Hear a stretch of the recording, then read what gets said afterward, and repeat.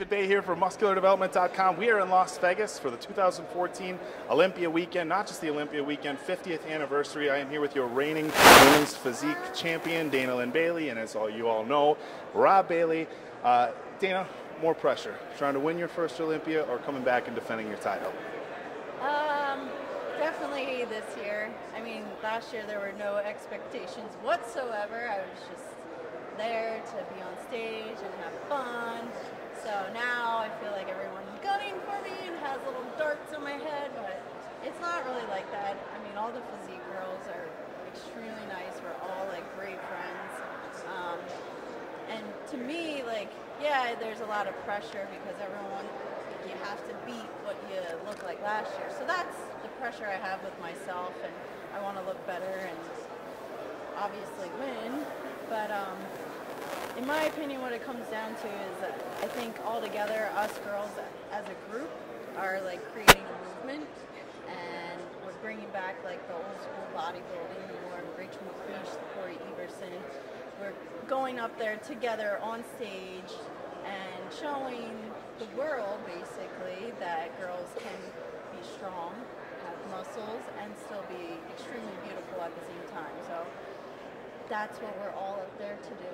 Oh, and absolutely, I agree. And you can definitely see from social media and other things that you guys are inspiring kind of a generation of girls who are saying, like, historically, some of the girls have looked at female bodybuilders and said, I don't want to look like that. But now you have a lot of girls very aggressive in the gym that can look at you and say, that's exactly how I want to look. And so, no, definitely, you guys have definitely putting a positive spin back into the women's side of things.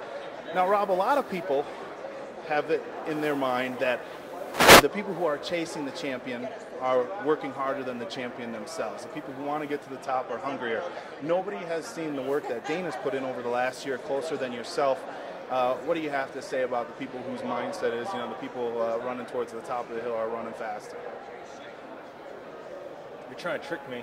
No, there's no, that was a straightforward question. I want to say just she's the hardest working girl in the world, hands down, but that's not what I'm going to say. I'm going to say that I love that people are working hard now. Not that they weren't before, but I think that Dana is, and once again I'm putting it out there, is showing people how hard you can work as a competitor, showing people that, like, it's not the hustle of just getting on stage, it's not the hustle of the diet, it's not, signings and shit like that. Like, there's a lot more that you can be doing to make yourself great.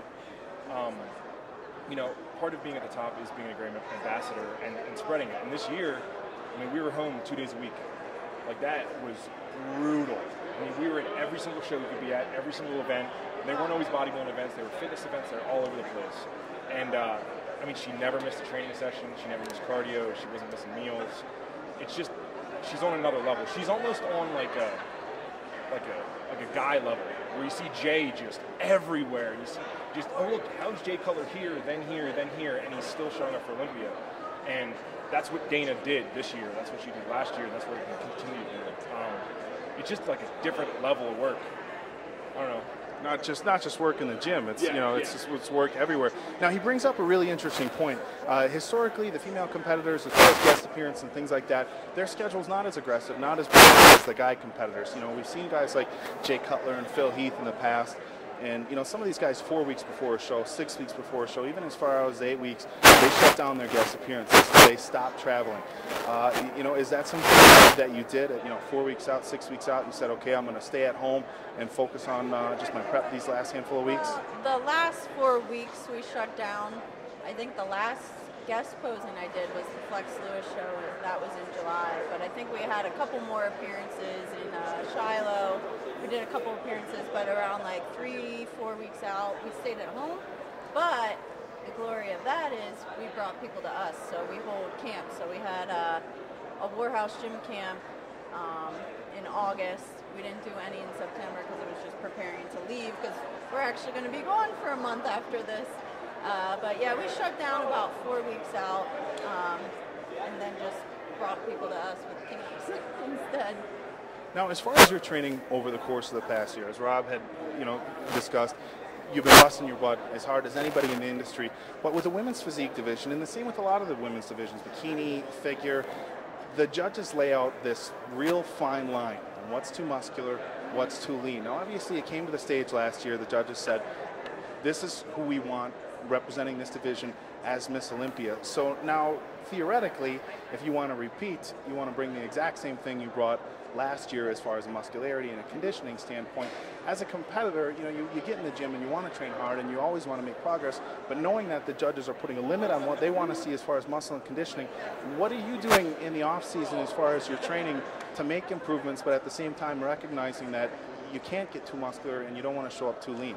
And the glory is I don't want to be any bigger than I was. I know a lot of people come to, they win their pro show and then they come to Olympia and they put on more muscle, and that's not really what physique's all about. We're not trying to be bodybuilders. So I like exactly the way I look. So it's more or less like maintaining upper body, and then I focus mostly this whole off season on bringing my legs up even a little bit more. And it's not going to be like this crazy, like, oh my God.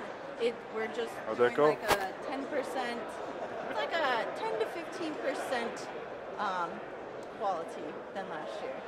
So, and it will look amazing. All right, well, we're going to trust her that she's going to look amazing. Guys, we're going to touch base with Rob a little bit later, talk about some of the other stuff you guys got going on as far as the War House. I think I said warehouse last time, and we had an aggressive fan that didn't like me for it. The Porsche 2, the War House, guys, we're going to catch up with that.